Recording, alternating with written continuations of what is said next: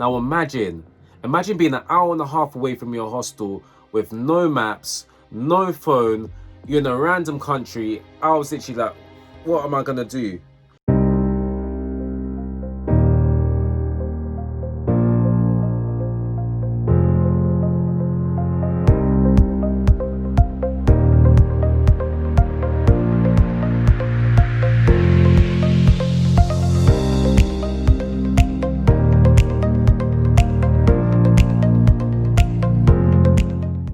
What's going on, people? I hope you're all good. It's your boy Clan News. If this is your first time tuning in, then this channel is all about personal development, motivation, and just teaching you what school doesn't teach you. Now, today's video is going to be on my top 5 scariest moments while traveling. Just a quick background story. I went traveling for 3 months last year, and this was from about March to June times. So during that time, I went to India, Thailand, Philippines, Indonesia, Malaysia, and Vietnam. I almost missed that one out. The transition from coming from the UK and going to Asia is massive. So I want to start off with my first scariest moment, and that was the first country, and that was India.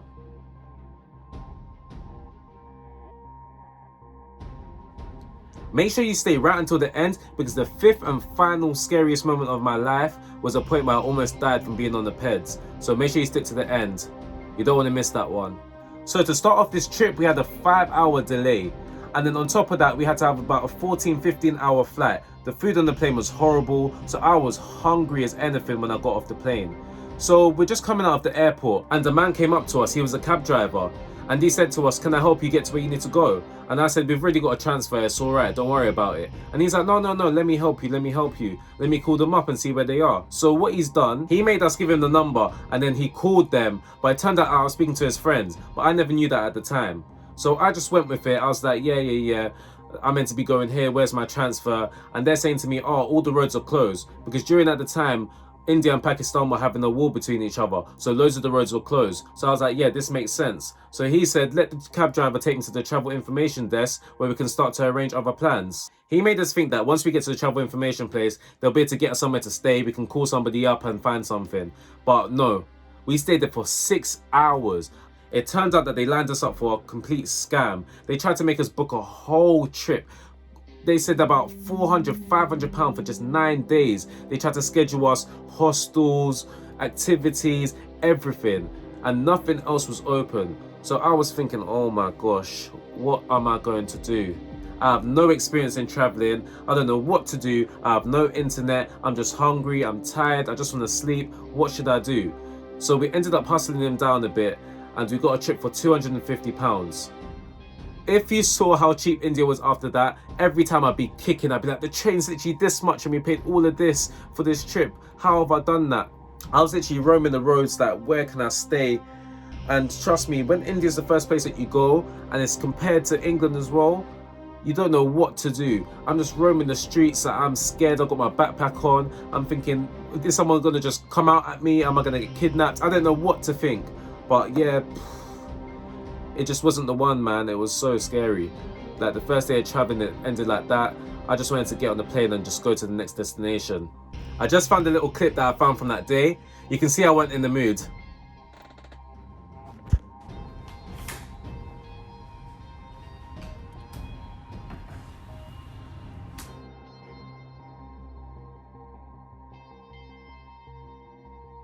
The second scariest moment was in a beautiful island next to Bali called Lombok. I rented out a ped for 24 hours, only cost me £1.50, and I went to a beach about an hour and a half away. I stayed there literally the whole day until it got dark. And silly me, I didn't have my portable charger, and my phone completely died. I was literally alone at the time. It was bad. Now imagine being an hour and a half away from your hostel with no maps, no phone, you're in a random country. I was literally like, what am I gonna do? With me, I'm one of them people, when I'm going to a location, I don't really need maps to get back. But of course, when it's dark and you can't really see signs, it's very hard to do that. So I literally got back, I think I managed to get back by like half an hour. So I still had an hour to go. I literally had to start asking random people. I had to remember what exact area my hotel was in. It was a nightmare. And to make it even worse, I had no jacket. I had literally just like one of my summery tops that you just open up the buttons. It was literally the worst thing ever. I was freezing cold on a ped, like an hour and a half away from my hostel. Weren't the one. Anyways, Lombok was my favorite place I did go to, but I want to show you a little bit of it because it is insane.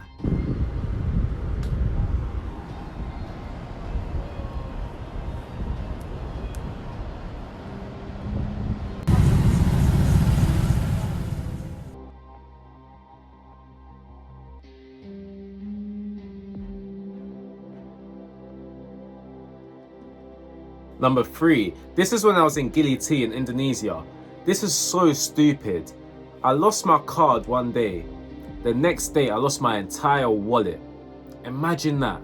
I was so angry. And the worst thing is, because obviously I was traveling with one of my friends, and that same day was the day that we separated because he was going to see his brother.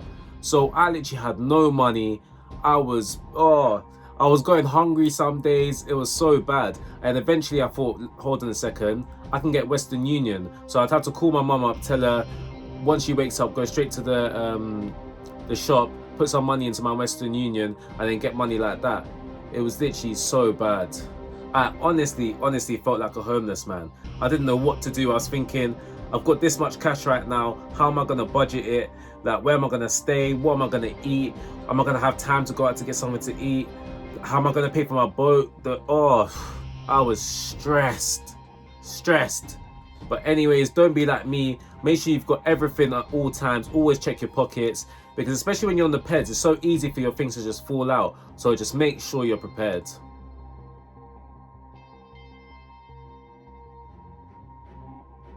So the 4th scariest moment was when I was getting on the trains in India. This ain't like the London Underground.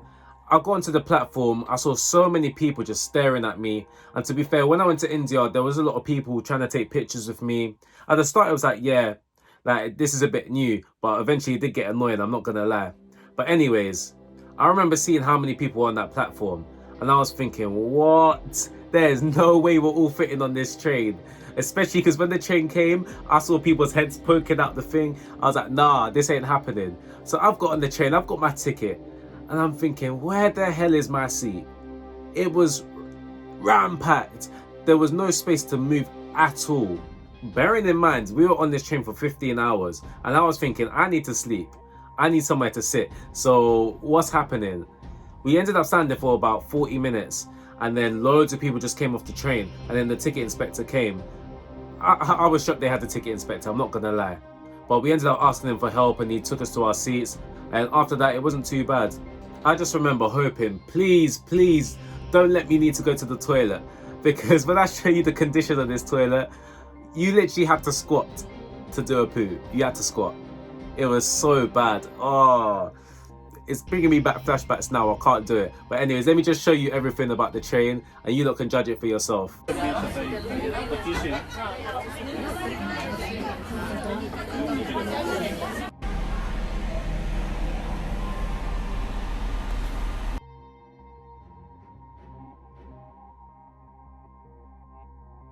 So my 5th and final scariest moment while traveling.